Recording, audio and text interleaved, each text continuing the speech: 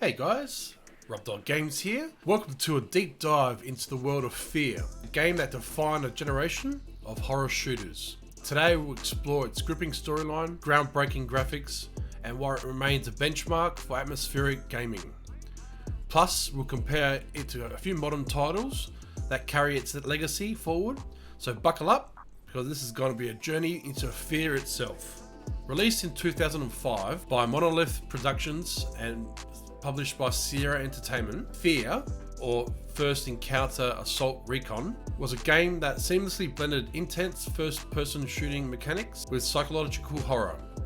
It wasn't just about shooting enemies, it was about surviving relentless onslaught of fear, uncertainty, and terror. Set in a secretive and sinister world, F.E.A.R drew players into a narrative that combined military action and supernatural horror. At its core, it was a tale of experimentation gone horribly wrong, with a mysterious and terrifying antagonist, Ulmer Wade, leaving players haunted long after the credits rolled. The story begins with you stepping into the boots of a nameless point man, a new recruit into the elite F.E.A.R task team's mission to contain paranormal threats. Your task was to stop Paxton Fettel, a psychic commander who's gone rogue, leading an army of cloned soldiers. There's a deep, darker layer.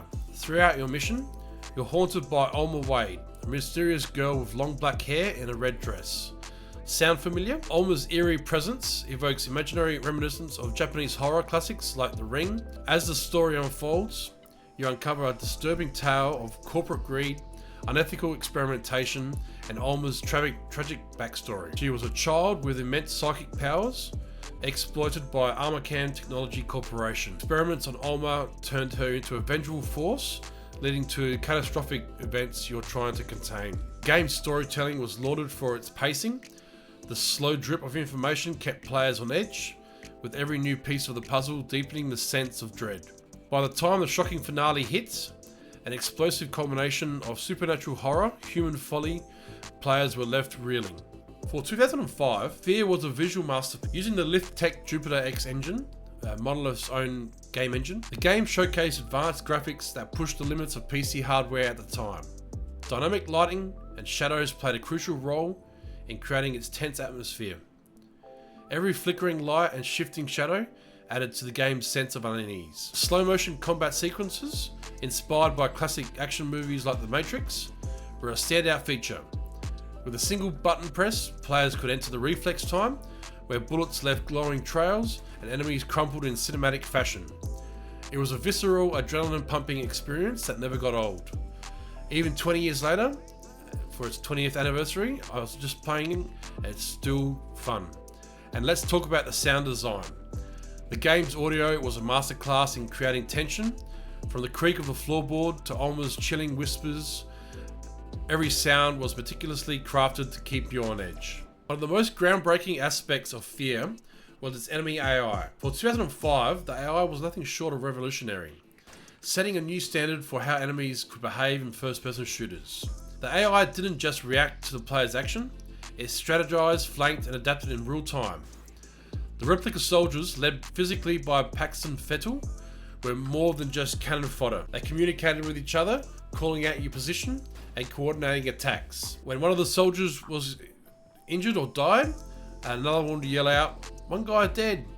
So even if you stayed in one spot for too long, they would lob grenades to flush you out on the harder difficulties. On the easier one, they'll just come charge you, a suppressive fire, and then they'll flank you from your position. The feeling of being outsmarted by AI was both exhilarating and terrifying. The AI's ability to interact with the environment added another layer of immersion. Enemies would knock over tables or shelves to create makeshift covers, kick open doors, objects to secure your line of sight, and even retreat if the odds weren't in their favour. So usually they come in groups of 3 or 4. You take out 3, the last one usually runs away to the next group. It made every encounter feel dynamic and unpredictable, forcing players to constantly adapt their strategies. Monolith Productions achieved this through what they called goal-oriented action planning, the GO-UP.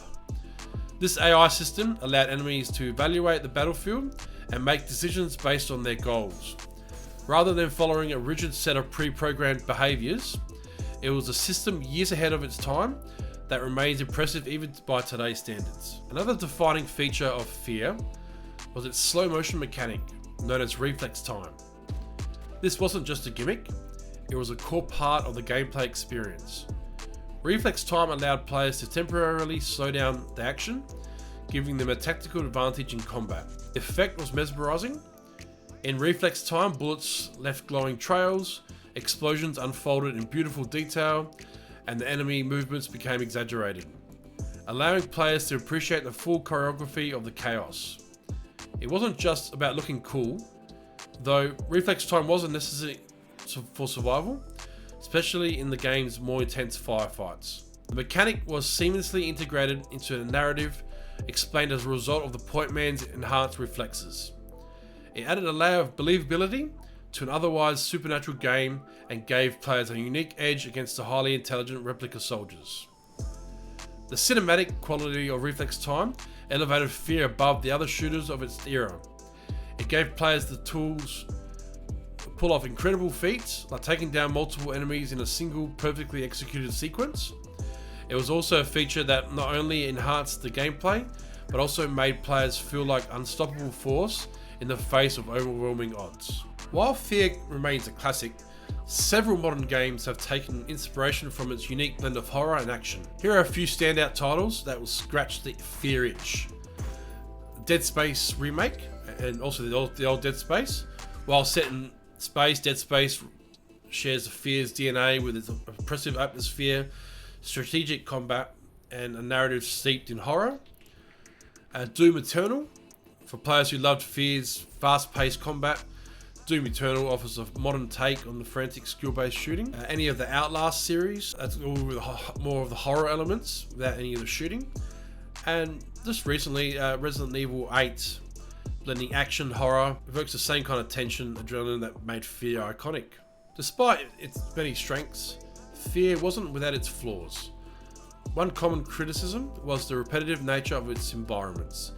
Much of the game took place in the sterile office buildings or industrial complexes, which, while fitting the narrative, could feel monotonous over time.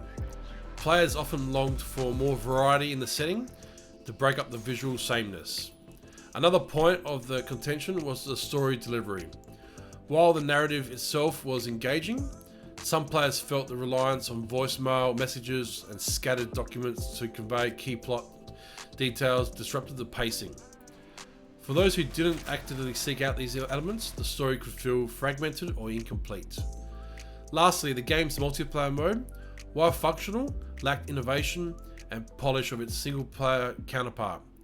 It struggled to compete with other multiplayer-focused titles of the time, leaving it as more of an afterthought. It's hard to overstate the impact F.E.A.R. had on gaming. It redefined what a horror shooter could be, proving that action and atmosphere weren't mutually exclusive. Its influence can be seen in countless titles, from the tactical combat you can see in Rainbow Six, to the supernatural storytelling of Alan Wake. Its sequels, F.E.A.R. 2, Project Origin, and F.E.A.R. 3 didn't quite reach the heights of the original. F.E.A.R. 2 was fine, F.E.A.R. 3 don't even bother playing, but they still expanded on its lore and gameplay. The franchise may be dormant, but its spirit lives on in the gaming community. Hopefully one day someone will remake it.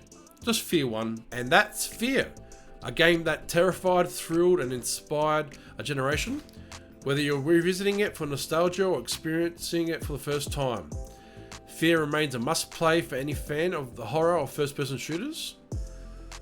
What are your memories of F.E.A.R.? Do you think it deserves a modern remake? Let us know in the comments below.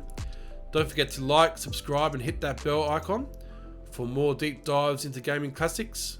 Thank you for watching, and remember, don't look behind you.